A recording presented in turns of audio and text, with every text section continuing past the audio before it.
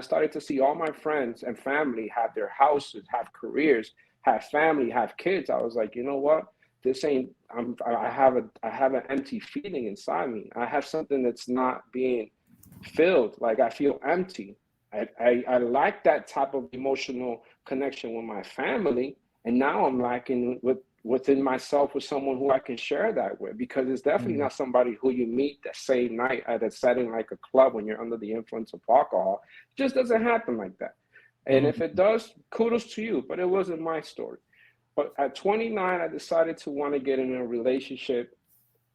I got into a relationship with someone who was in a abusive relationship prior from me joining their family, who had a kid who was abused.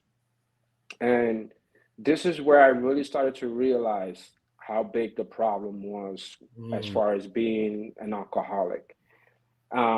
She mentioned to me, I don't want you to be a family man and I don't want you to be in the party scene. And I was like, you know what? I'm going to give up the party scene and be that family man and take care of you and your son. Codependency. I can't take care of anybody if I can't take care of myself. That was the mm, first red flag, but I didn't realize that. I learned that down mm, the road through therapy and meetings and having conversations like with Mike and other brothers and sisters talking about our past experiences. But at that moment, it felt good. I was feeling a void.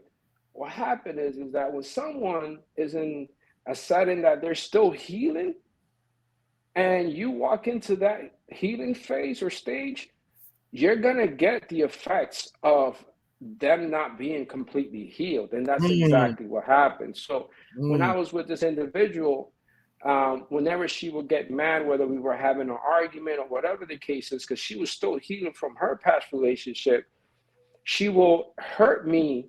The worst way that any man can be attacked is with their emotions. A man's emotions are a weakness.